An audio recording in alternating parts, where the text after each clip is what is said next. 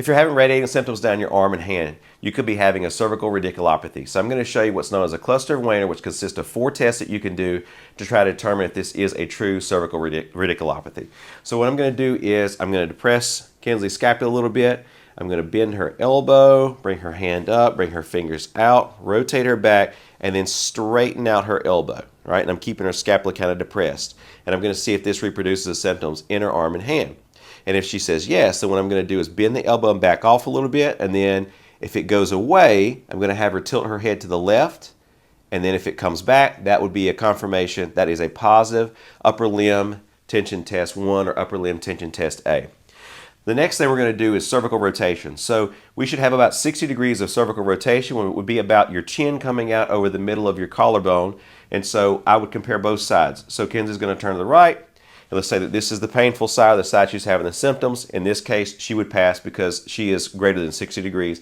And then she's going to go to the left. And so if she has less than that 60-degree mark, then that's going to be a positive for that test. And that's the cervical rotation. Then we're going to do the traction distraction test. So if she's actively having symptoms down the arm, you have to actively be having these symptoms in the arm and the hand. I'm going to come up just like this and pull straight up on her head. So I'm pulling up towards the ceiling just like that. And if that alleviates her symptoms, that is going to be a positive traction distraction test. And then lastly, we're going to do the Sperling's test.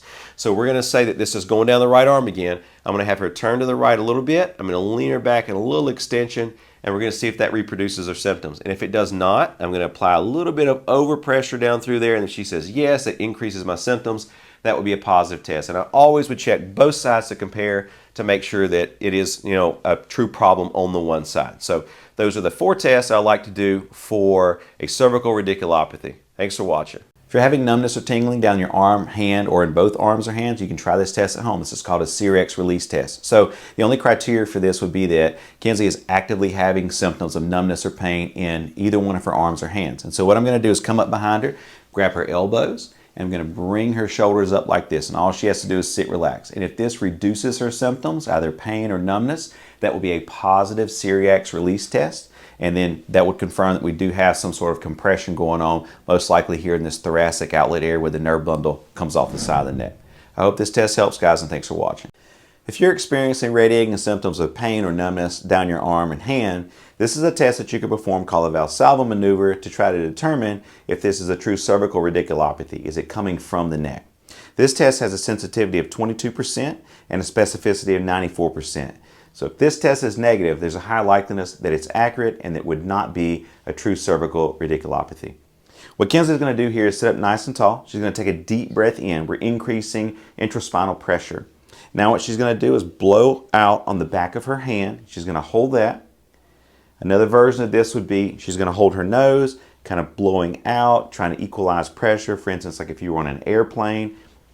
And if she experienced her familiar symptoms down her arm or into her hand, this test would be positive. Again, that's the Valsalva maneuver. We hope this tip helps, guys, and thanks so much for watching. If you're suffering from a cervical radiculopathy, here are 4 tips that you can do to try to reduce your symptoms. Now, of course, before you begin any of these, make sure you're okay and you're cleared by your doctor or your healthcare provider. The first thing we're going to do are seated retractions, cervical retractions with side bending to the side that you're having your symptoms on. The trick with this is to stay retracted with your head pushed back the whole time you're going through this movement. So Kinsley's going to retract and then she's going to side bend to the right. We're saying for the sake of this video that she's having symptoms down her right arm and into her right hand. And so she would repeat that somewhere between 5 to 10 repetitions, 4 to 5 times a day. Just really as much as she can tolerate. If she can't bend over as far, then she would just go as far as she can go to eventually trying to bring her ear over towards her shoulder. The next thing we're going to do are 4-way isometrics.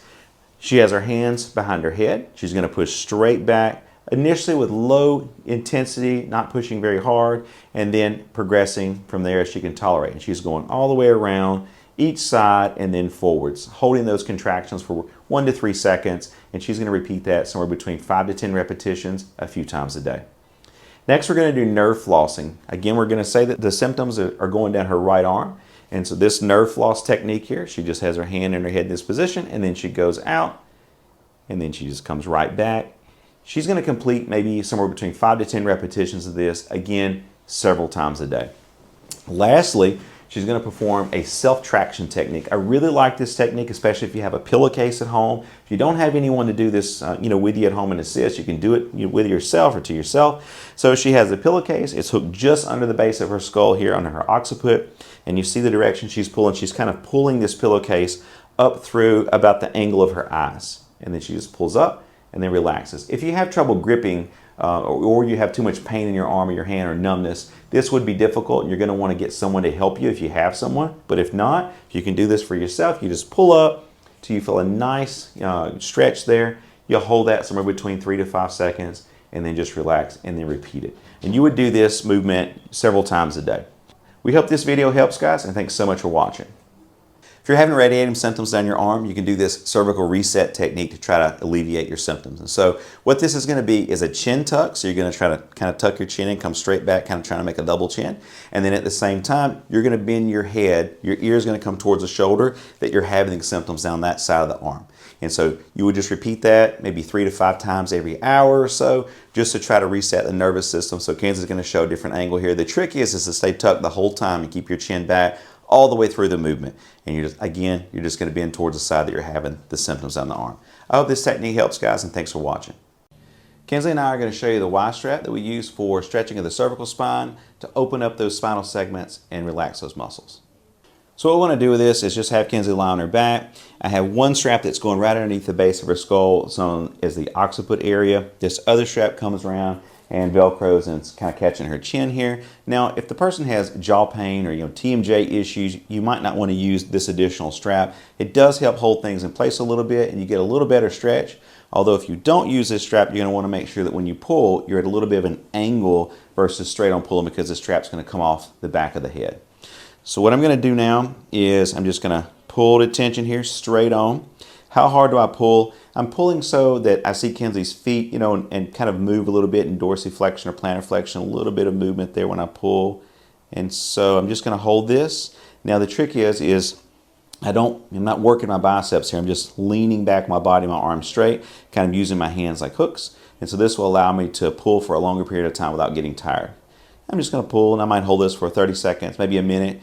I've done this even for a few minutes before for patients. I like this better than mechanical traction just personally, because I feel like that I can adjust how much I'm pulling, and also I can kind of rotate her to the side and pull if I want to. I can laterally flex or bend her neck and pull if I want to. It's just several options that you have with this.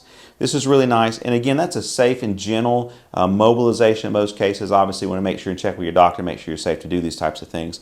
But I'm not necessarily a fan of, and I don't necessarily care if you do it, that hard kind of forceful, quick movement, that manipulation with a strap. I know a lot of people do it on social media, and that's fine. I just don't necessarily practice that, because I just want to make sure that I'm right here close and can control the head and neck, just kind of watching those arteries and on the neck. So I hope this video helps, guys, and thanks so much for watching.